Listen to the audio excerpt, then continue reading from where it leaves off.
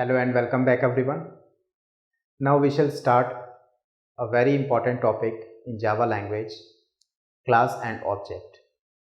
So first of all you need to understand that Java is an object oriented programming language. So Java एक object oriented programming language है, ठीक है, इसको short form में OOPS बोलते हैं. So what do I mean by object oriented programming language? क्या programming language के भी क्लासिफिकेशंस होते हैं? यस, प्रोग्रामिंग लैंग्वेजेस के वेरियस टाइप्स होते हैं, जैसे कि object oriented programming language, structured programming language, logical programming language, functional programming language. So these are the categories of programming language. और वेरियस प्रोग्रामिंग लैंग्वेज जैसे कि सी एक लैंग्वेज है जो कि स्ट्रक्चर्ड प्रोग्रामिंग लैंग्वेज है. तो वहाँ पे सी में हम क्लास और ऑब्जेक्ट नहीं पढ़ते हैं. Coming to the C++ and Java, C++ और जावा जो है एक ऑब्जेक्ट ओरिएंटेड प्रोग्रामिंग लैंग्वेज है, तो इसमें जो है क्लास और ऑब्जेक्ट की बातें होती हैं. While coming to the Python is a general purpose programming language, तो वहाँ पे आप क्लास ऑब्जेक्ट्स की भी बात कर सकते हैं, वहाँ पे आप वेरियस अदर थिंग्स की भी बात कर सकते हैं. सो जावा प्रोग्रामिंग लैंग्वेज एक ऑब्जेक्ट ओरिएंटेड प्रोग्रामिंग लैंग्वेज है. इसका मतलब ये है कि इस पर्टिकुलर लैंग्वेज में आप हर चीज़ को, मतलब हर एक पर्टिकुलर थिंग को जो है एज अ ऑब्जेक्ट कंसिडर करोगे और उस ऑब्जेक्ट को जो है एक क्लास के अंदर आप जो है यूज़ करोगे. सो इन सिंपल वर्ड्स, इस वर्ल्ड में जितनी भी रियल वर्ल्ड एंटिटी हैं, जितने भी रियल वर्ल्ड ऑब्जेक्ट्स हैं, उन सभी को जावा प्रोग्रामिंग लैंग्वेज में एक ऑब्जेक्ट कंसिडर किया जाता है. जैसे फॉर एग्जांपल ये मार्कर एक रियल वर्ल्ड एंटिटी है. इस मार्कर की जो है इसको हम जावा प्रोग्रामिंग लैंग्वेज में एज अ ऑब्जेक्ट क्रिएट करेंगे.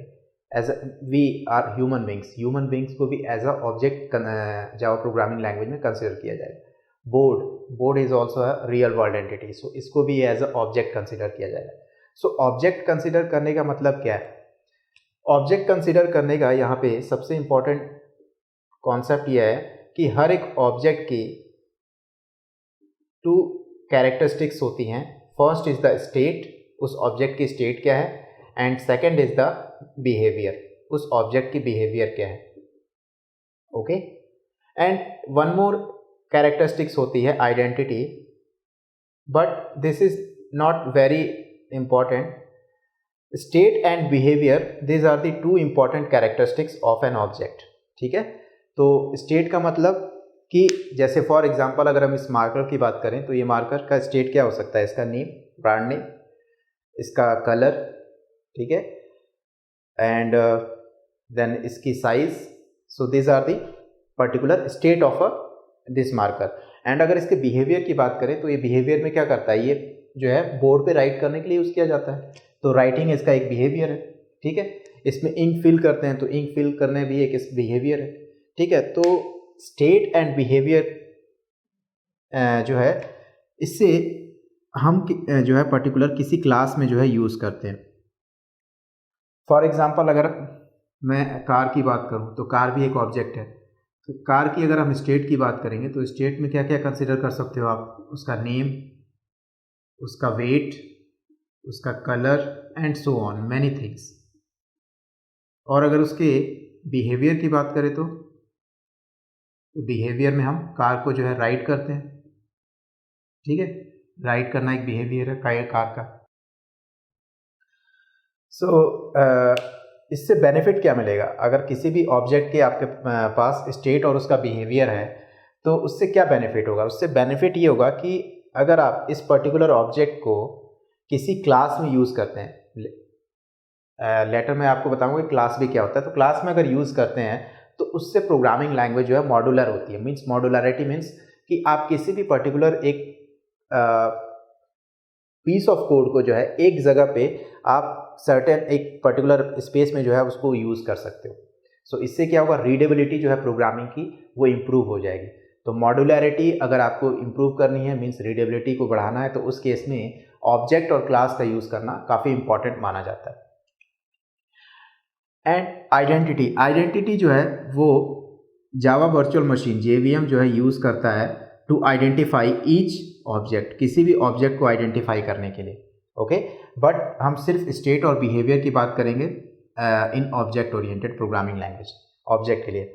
नाउ अब इस ऑब्जेक्ट को आपको हमेशा जो है क्लास में यूज़ करना होता है। तो क्लास क्या है, जैसे फॉर एग्जांपल अगर आपको कोई बिल्डिंग कंस्ट्रक्ट करनी है, तो बिल्डिंग कंस्ट्रक्ट करने के लिए सबसे पहला जो आपका काम होगा वो होगा उस बिल्डिंग का एक जो है ब्लूप्रिंट तैयार करना, ठीक है, मीन्स उसका एक मैप क्रिएट करना। अब मैप क्या है, मैप को आप यहाँ पे एक क्लास की तरह समझ सकते हो कि किसी भी पर्टिकुलर जावा प्रोग्राम में अगर आपको कोई भी टास्क परफॉर्म करना है तो उसके लिए हमेशा उसका ब्लूप्रिंट तैयार होना चाहिए, और ब्लूप्रिंट ही जो हमारा होता है वो क्लास होता है।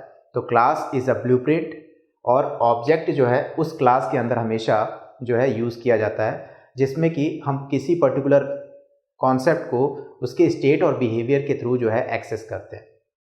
Okay, so first let's see the concept of object. तो यहाँ पे मैंने कुछ पॉइंट्स नोट डाउन किए हैं, इसको देखते हैं। An object is a real world entity which have state, यहाँ पे which have state and it's behaviour. तो ऑब्जेक्ट के पास स्टेट होता है और उसकी बिहेवियर होती है। An object store it's state in variable और फील्ड्स। तो ऑब्जेक्ट का जो स्टेट होता है उसको हम वेरिएबल में स्टोर करते हैं।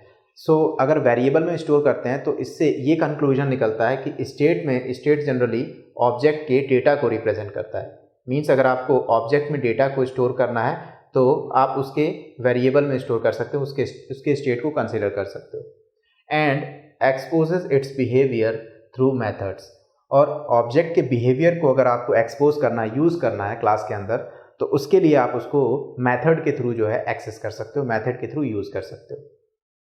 सो टू थिंग्स, स्टेट, ठीक है, स्टेट को अगर आपको एक्सेस करना है तो वेरिएबल को यूज़ करना पड़ेगा। मीन्स आप किसी भी ऑब्जेक्ट का स्टेट जो है वेरिएबल में स्टोर करा सकते हो। और अगर इसके बिहेवियर को यूज़ करना है, उसके बिहेवियर को आपको पता करना है, तो उसके लिए आपको मेथड का यूज़ करना होगा। मेथड क्या होता है, मेथड मैंने ऑलरेडी आपको बताया कि मेथड एक को जो है फंक्शन समझ सकते हो, जहाँ पे पर्टिकुलर पीस ऑफ कोड को जो है आप किसी ब्लॉक में रिप्रेजेंट करते हो। So let's see the class concept also.